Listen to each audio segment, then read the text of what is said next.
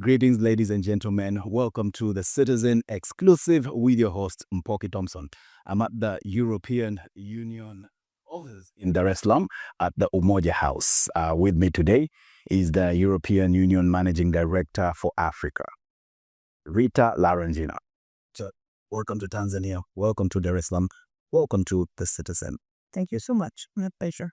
Indeed. So you have gotten an opportunity to have conversations with the Tanzanian government and different stakeholders. Now, today's conversation is just going to be about getting some more insights about what the conversations have been and what should Tanzanians look forward to in terms of implementation of the different variety of projects that the European Union is doing in Tanzania. Today marks the first Tanzania-European Union Partnership Dialogue that was held in Dar es Salaam. There are many areas of interest, mutual interest between the two stakeholders. I want you to just give us a bit of an overview about the specifics that were discussed today and what we should look forward to in terms of implementation. Oh, thank you very much. First thing I want to tell you is that you were saying that I had conversations, and I think it's important to say that I was indeed there, that I was co-chairing this dialogue, but I was there with the EU ambassadors. So the European Union, it's not only about institutions, and it is the representatives from the institutions, but also about EU member states. And that is, I think, something, a first message that I want to pass on, because this relationship is very rich, also due to the fact that we can count not only on the support from the European Union, but also from the support and the engagement of very different EU member states. Some of them have embassies here, are resident in Dar. Some of them are not resident in Dar, but came from different capitals to be present today at this dialogue. This, as you said, was the first partnership dialogue, so the dialogue that is based in the Samoa Agreement that was recently signed, and it's a very comprehensive dialogue. So a dialogue that covers issues that have to do with democracy, governance, but also with economic, trade, investment. At the same time, it gives us the opportunity to exchange on issues that have to do with global matters, but also with regional issues. We talked about security in the region. So it was indeed very rich. Well, it lasted 6 hours, so that you can see how comprehensive it was.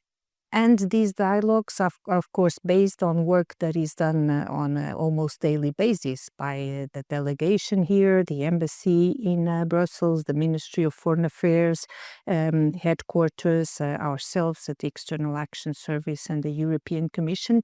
And these moments are important to take stock of what we are doing and also to look ahead and see where we can still further engage. Okay. Now, part of the European Union's relation with Tanzania extends to the democratic space. I want that to be our next focus area, because right now Tanzania is in a political phase. We just finished the civic polls. That's for the local government elections, and we are headed towards the general election in 2025. The European Union monitors the democratic space and good governance. That is, it's a core area of interest. I want you to give us an assessment about the recently ended civic polls in Tanzania and how the EU has monitored this entire exercise. But also, as we head to the general election in 2025, what is the EU's message to Tanzania in terms of how the democratic process needs to be practiced moving forward to ensure that all these concerns that are at times raised by the opposition are addressed? You use a word there that I would prefer that you change, because you said the EU monitors. This is not about monitoring. This is about the fact that we have a relationship that is based on an agreement that was accepted by both parties, not only Tanzania and the European Union and its partners in the African, Caribbean, and Pacific region, where the issues related to democracy have also a place. So we have decided, together with partner countries, that our relationships are based also on this common commitment to work on the basis and to respect the rule of law, democratic principles, the principles that are enshrined in the UN Charter. So this is where we come from. It is not, as I said, about monitoring. It is true that it is part of the European Union DNA that we were based, it's an organization, we are institutions that are very strongly committed to the respect of the rule of law and human rights. And because we are convinced that the rule of law and the respect of human rights is a basis for bringing societies forward, is a basis for ensuring stability, security for our citizens, and that enable us to make progress. I myself, for example, I am a Portuguese national, and Portugal joined the European Union after 50 years of dictatorship. And we joined the European Union because we were convinced that it was very important for Europe, for Portugal to make progress, to abide by these only effects. So we indeed had a very interesting conversation, a very lively conversation about the current moment. You have they're heading to elections the next year, but all over the world, the electoral processes are very much at stake. Electoral processes also in Europe are very challenging.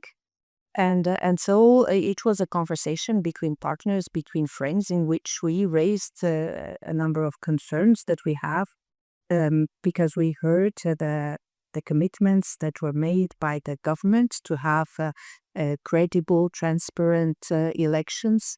And we indeed discussed how this will be possible, how a certain number of reported irregularities have been discussed also openly in Tanzanian society. So we heard from our partners and our interlocutors in the context of this SEDAI. We also heard from them that there is an interest in inviting observers, that there is an interest in taking forward, in promoting this credible electoral process. So we will continue to engage. As you know, the European Union here locally ourselves, we engage with all parties of this electoral process, and we will continue to do so and to contribute as considered useful, and being always as a trusted partner should be raising concerns when it is developed. Okay, again, you say you do not monitor, but you more of observe. So that is, we're going to put that on record. Now, in line with that, we talked a bit about human rights, and today is December 10th, so it's Human Rights Day. Oftentimes there are concerns that are raised by human rights defenders in the country as far as their safety is concerned, but also safety of citizens at large. I'm a journalist. At times I also worry about my own safety. Now, I want you to give us your take about the status of human rights in Tanzania, in East Africa, in Africa in general, because you're the managing director for the region. What is your take about the current status of human rights and protection of freedom and also safety of citizens? I think that, again, indeed, you say that today is the 10th of December and it's a Human Rights Day, and human rights is definitely one of the priority area for the European Union. And we are concerned about the situation in human rights all over the world. We see it also in our own societies that these challenges exist. I think that it is important to take into account that looking into a human rights situation shouldn't be seen as it's not a picture. It's more about a movie, and it's about how societies have evolved, how regimes have evolved, how governments are embracing the respect for human rights. And it is, of course, as we told you, an issue that is always part of our conversations with our partners here in Tanzania, and it is also the reason why when we come to when I visit a country, I not only speak about with the governmental authorities, but I also discuss with the organizations of the civil society, I discussed with representatives of political parties to try to get So have you talked to civil society in Tanzania? to civil society organizations. And what does they have to share? They have to share what usually civil society organizations share with me when I visit Africa, or civil society organizations share with me when I'm in Europe as well, that there are some concerns that they would like to be able to continue to express freely their opinions, to have an active role in society. And as you know, it is the European Union is convinced that it is important that the civil society organizations can play their role, that the political parties can play their role, that the institutions that represent human rights defenders can play their role. So this is certainly part of the conversations that we have. Okay, so again, in line with that, 16 days of activism. So that's again protecting women and young girls. Tanzania is still grappling with gender-based violence and all these vices against women and children. I want you to give us the contribution that the European Union has as far as tackling these challenges concerned, and are you confident that we're headed towards the right direction, because we have a goal of by 2030. Now, this is a global goal. By 2030, all these vices need to have been addressed, need to have been put to an end. I want you to give us the contribution that the EU has here in Tanzania, but also, is it realistic that by 2030 that goal will be met? Well, I think that unfortunately this gender-based violence elimination is not a goal that is reachable anywhere in the world. Again, I think that it's very important that we put everything in perspective, and that we, don't only speak about what is happening in certain countries, but what is unfortunately the phenomena worldwide. And if we promote these 16 days of activism, it's important that you understand that we promote it everywhere. We promote it in our own countries where gender-based violence is still an issue.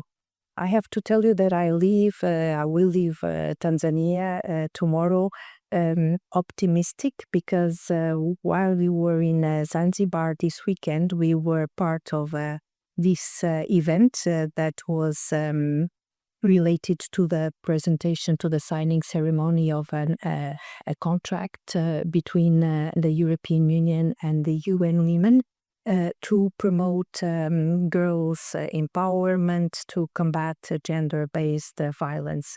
And we were there with a group of very young women, young girls, and the energy, the commitment, the strength that they showed make me optimistic that they will be able to convey the importance of respecting their own rights.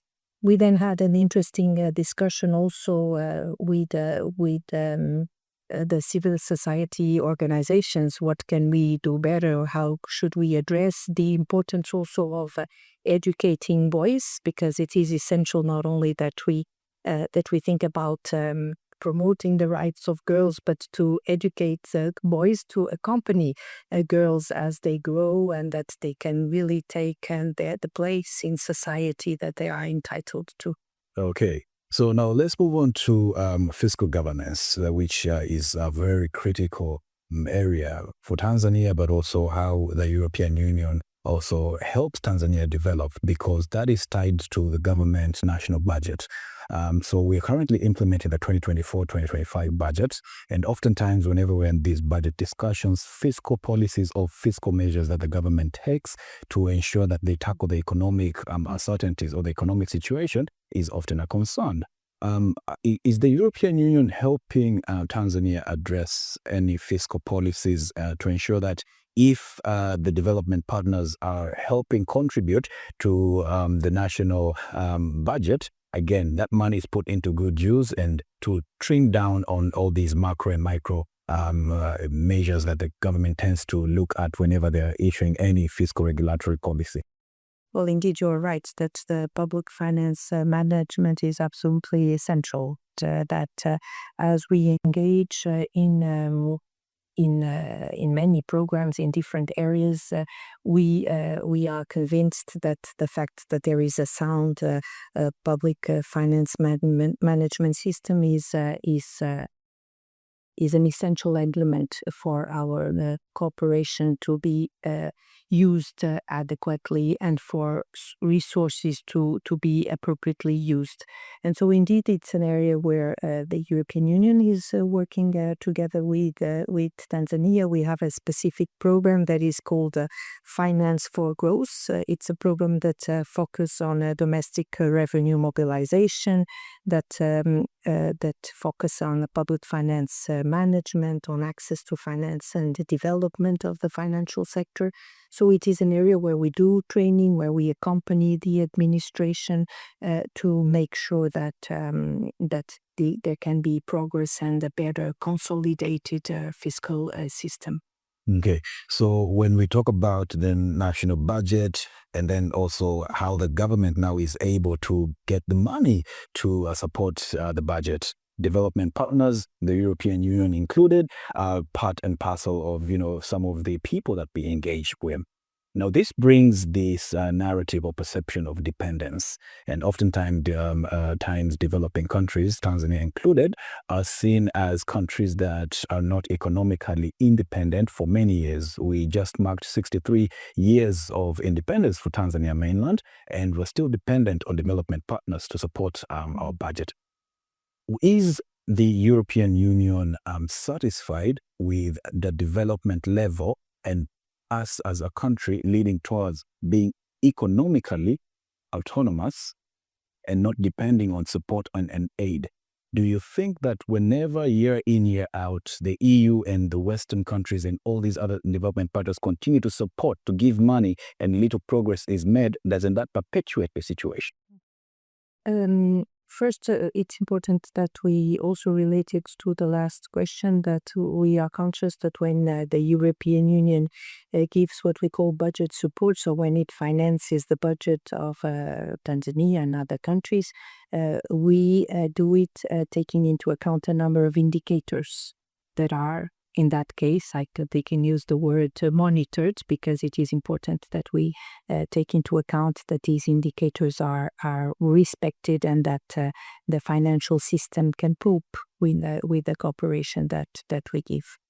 You are indeed right that there are still challenges that need to be overcome in many countries in Africa, in Tanzania as well, and that is why the logic of the partnership between the European Union and the countries in Africa has been evolving. We were very much in this logic of the donor-recipient relationship.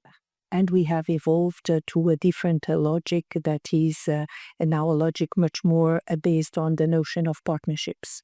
If you see that the European Commission that used to have departments that were responsible by what we called development cooperation has now departments that we now called international partnerships.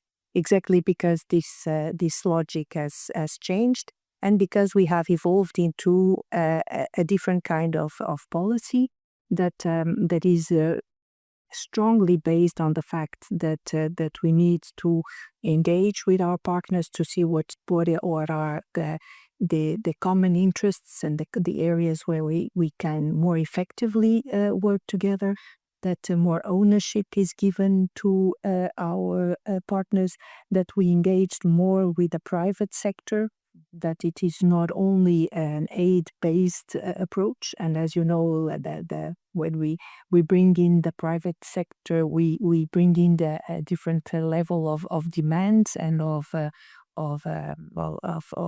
interest of making not only being able to support and to give, but to give an economic logic to this support.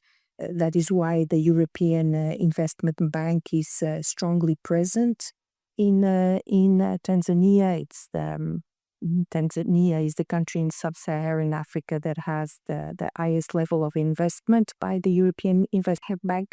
So while we are changing this logic, we are moving into exactly, as you say, going beyond just this cooperation attitude and making sure that there is an economic, logical, and the capacity to invest better on growth, on job creation opportunities, and contributing and better contributing to the a sustainable growth of Tanzania. So when you say that, I mean, sub-Saharan Africa, Tanzania is one of the countries that has the largest investment from the European Investment Bank.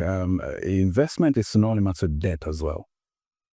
Indeed, but the fact that the European Investment Bank is participating, it is not a commercial bank. So it's a bank that can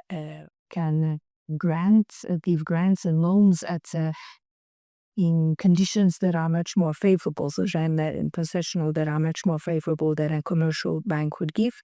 And it is, of course, the responsibility of the recipient countries to take into account their debt capacity. That's a discussion that is very, very relevant in the current days.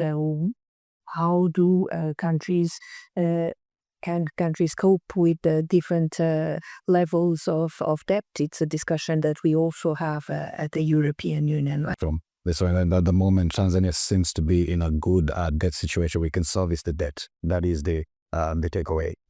Okay, so you also got an opportunity to meet with the president of Zanzibar, Dr. Hussein Mwinyi, and we understand that Zanzibar is quite big in terms of the blue economy, but also real estate and all these other areas. You also engaged with the private sector in Zanzibar. Can you just give us what are your focus areas in Zanzibar apart from the blue economy, and what is your outlook in terms of the development level that the island has achieved so far? I indeed engaged with His Excellency the President, but also with His Excellency the Vice President of Tanzania, and we visited a number of projects that the European Union has in Zanzibar, and we met representatives of the business community. So I saw a lot of commitment on the part of the Government of National Unity to the issues relating to the economic development of the island. Both the President and the Vice President were very focused on the issues relating to the blue economy, also relating to the promotion of agriculture and the different modern ways of sustainable agriculture. We also had the opportunity to convey, indeed, to both the President and Vice President the nature of the conversations that we had with the business community in Zanzibar, where the issues relating to the business climate were discussed, the issues relating to the importance of the tax reform being predictable, that was referred to us as an important factor. So we, for instance, visited an extremely interesting project, a technique that I was absolutely not aware of, an aquaponics program where you have a completely different methodology on agricultural production that is very precisely adaptable to the conditions of the Zanzibar soil and climate. So we saw a lot of confidence by the European investors. That is why also the European Union is going to organize next year in February a business meeting, a business encounter in Zanzibar to bring European investors to the island. We understand that there is a strong potential in the island. But at the same time, we also saw a concern to have a sustainable growth, and there were concerns also about the issues relating to having a sustainable environment and to making sure that there is not an explosion, let's see, of growth that will not be adequately taking into account the nature and also the specificities of Zanzibar. Yeah, and it's interesting that you've mentioned that, there is a positive outlook, but there are also concerns that they want to be addressed, sustainability of this economic boom. So in the same line, I want you to also share with us, when it comes to now investing in mainland Tanzania, again, the country is in a great space in terms of, different foreign investors coming into the country. But what do you think could be some of the issues that might have to be addressed by the government in order now to gain that investor confidence, a bit more boost that, investing in Tanzania is for the long term, is sustainable? What are some of those areas that you wish the government to address on? I think that the issues that relate to the business climate are always important everywhere. The better you address them and the more predictability you have, the more the more predictable the justice system is, the more the investors feel that they are working in a safe place, in a place where rules are clear and their investments are well preserved. Certainly the better. But those were issues that we addressed today during our meeting, and we heard on the side of the authorities a clear acknowledgement of the importance, and we also have heard Her Excellency the President also addressing these issues, and we've seen how she has been addressing the attraction of foreign investment as a priority for her. Okay. So the digital space is also very pivotal to Tanzania's and Africa's and also global development. And that is an area of interest, digitalization. Can you tell us what are some of the efforts or what are some of the initiatives, projects that the EU is undertaking in Tanzania as the country moves toward, being a digital economy and also scaling the digital prominence in all other sectors? What are some of the areas that you're helping Tanzania become more digital centric?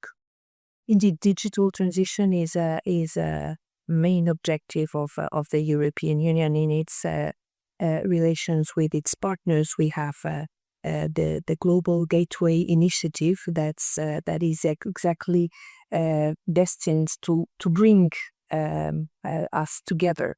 And as you bring countries together, people together, you have to invest certainly in infrastructure, but you also have to invest in digitalization. And that is one of the main focus of this Global Gateway Initiative. At this point, we are working together with Tanzania a lot in issues that relate to the framework that is needed for the promotion of an adequate digitalization. And Europe is very concerned that digitalization is developed in what we call the human-centric approach, so that we take into account that the preservation also of the rights of the individuals in the digital sphere, but also the rights of the companies, and that is why we have been developing a digital act, and that we are already working, for instance, also on issues relating to artificial intelligence. So a lot of work that has been done so far has to do exactly with this digital legal framework, but we are already preparing work that has more to do with concrete initiatives, more that have to do with the construction of or the reinforcement of the digital infrastructures. For instance, the president of Zanzibar was referring to us the concerns that he has with the cables that connect Zanzibar to the mainland, and that is an issue that we are considering. Nothing is decided, but it was one of the requests that was made. So we are now going to, after seeing that the the framework becomes adequate, that we can start also working beyond only the framework and in more concrete projects. Okay. As we're almost coming to an end, I want us now to look at the continental level. East Africa. Africa is becoming more economically integrated. We are looking at infrastructure integration. We have the standard gauge railway that is going to roll out across the East African region and beyond. We're also talking about the free economic zones, such as the African Continental Free Trade Area. So as a continent, we are cognizant of the fact that we need to become more integrated economically. What are some of the areas that you see are of opportunity that will benefit the European Union and Africa, and Tanzania specifically, as we become more economically integrated? Well, as you know, the European project was built exactly on creating this freedom of promoting this freedom of circulation of people, of goods, of services, of promoting this integration economic wise, and that is what has enabled the European Union to grow and to grow sustainably. So we are deeply convinced that regional integration is essential to economic growth. And that is why the European Union is the main supporter of the African Continental Free Trade Area.